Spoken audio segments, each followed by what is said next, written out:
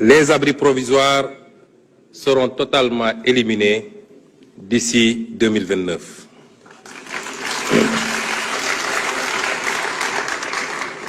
Les technologies émergentes comme l'intelligence artificielle seront introduites dans les curricula et davantage d'élèves seront orientés vers les filières sciences, technologies, ingénierie et mathématiques. Le multilinguisme sera promu, d'une part grâce à la généralisation de l'enseignement de l'anglais à l'élémentaire et d'autre part par l'utilisation des langues nationales dans le système éducatif et de formation pour que tous nos enfants sachent lire et écrire dans au moins une langue nationale. Les daara seront entièrement intégrés dans le système éducatif et mis à niveau pour ce qui concerne leurs infrastructures, les équipements et référentiels. La formation en alternance sera fortement développée, garantissant à de nombreux jeunes un apprentissage pratique et une transition rapide vers l'emploi. Les jeunes bénéficieront de ce dispositif qui sera soutenu par un fonds national et des incitations fiscales pour les entreprises partenaires. Des systèmes de certification par crédit transférable seront instaurés. Les dispositifs d'apprentissage traditionnels auprès d'artisans et d'entreprises informelles seront appuyés pour permettre à des centaines de milliers de jeunes d'acquérir des compétences reconnues sur le marché du travail. Dans la même perspective, le gouvernement procédera à la mutualisation et à l'optimisation des structures, des interventions et des ressources de toutes les structures publiques, projets et programmes de soutien à l'emploi et à l'entrepreneuriat des jeunes. Une grande coalition pour l'emploi sera mise en place, ainsi qu'un observatoire de l'emploi et des qualifications professionnelles, qui sera un véritable système d'information sur le marché de l'emploi. Le développement de l'emploi local se fera également à travers l'attribution de nouvelles compétences aux collectivités territoriales pour le soutien aux activités dans les principaux bassins d'emploi comme l'agriculture, l'élevage, la pêche, l'aquaculture, le commerce, l'artisanat et le tourisme. Un service civique professionnalisant sera introduit. Il aidera à accompagner l'acquisition de compétences professionnelles que les jeunes pourront exercer, notamment dans les travaux d'intérêt public.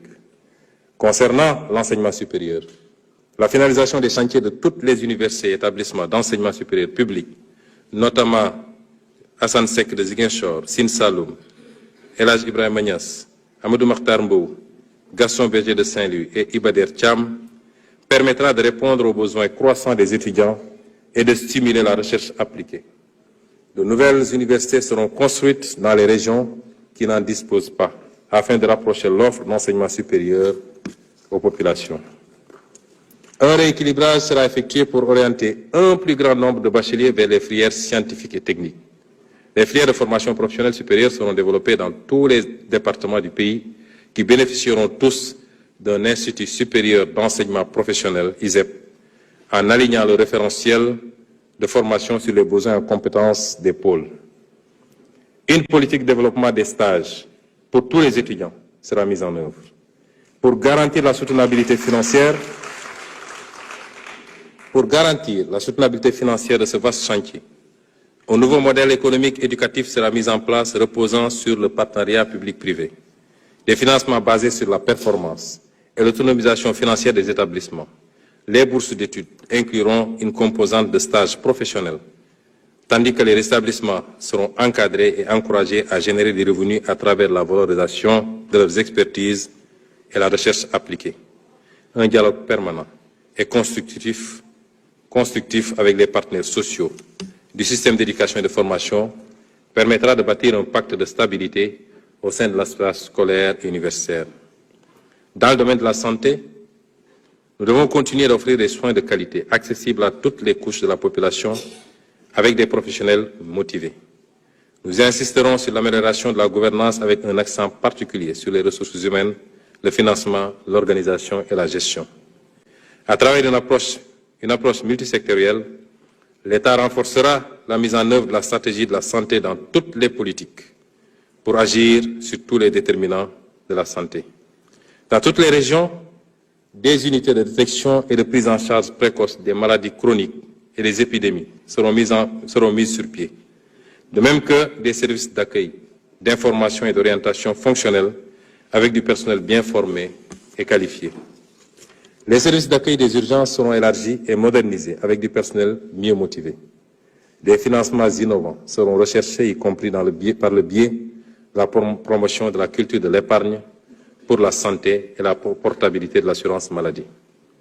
La digitalisation intégrale de la santé se fera à travers le déploiement des plateformes numériques et systèmes d'information digitalisés. Le tout dans un cadre respectant les principes éthiques et garantissant les droits des acteurs. Le dossier patient informatisé, déjà disponible, sera mis à l'échelle au fur et à mesure avec une approche régionale. Le projet d'industrialisation pharmaceutique sera mené avec soin, aussi bien pour les médicaments que pour la production de vaccins, avec l'appui des partenaires au développement et du secteur privé local. La pharmacopée et la médecine traditionnelle ne seront pas en reste, elles seront mieux encadrées dans le cadre de la mise en fonctionnalité optimale de l'Agence sénégalaise de réglementation pharmaceutique et de la Société sénégalaise de la pharmacie nationale et d'approvisionnement. La pratique du sport participe à la santé. On a tendance à parler de sport qu'en termes de compétition. Chers députés, je vous invite à beaucoup pratiquer le sport. C'est pourquoi nous développerons des infrastructures sportives de proximité dans les communes du pays, en partenariat avec les collectivités territoriales pour favoriser la pratique sportive de masse par la population. Le sport d'élite sera soutenu à travers un meilleur encadrement des athlètes à haut potentiel et la mise à niveau des infrastructures destinées aux compétitions internationales et nationales. Des plans de relance et de développement seront signés avec les fédérations sportives. En direction de l'organisation des Jeux olympiques de la jeunesse, un suivi rapproché sera effectué pour s'assurer que toutes les infrastructures nécessaires pour une bonne organisation de l'événement seront en place dans les délais. Monsieur le Président de l'Assemblée nationale, Mesdames et Messieurs les honorables députés, c'est parce que nous voulons un Sénégal juste que l'équité sociale est inscrite au cœur de la transformation systémique. Mon gouvernement promeut le rebasing social. Il s'agit de construire un système de protection sociale inclusif et efficient à travers la réforme visant le Code de sécurité sociale, qui permettra de consolider et de renforcer les régimes formels et d'étendre la protection sociale aux acteurs jusque-là non couverts, notamment les travailleurs journaliers, ceux de l'économie informelle, les travailleurs en milieu rural, ainsi que les autres travailleurs indépendants.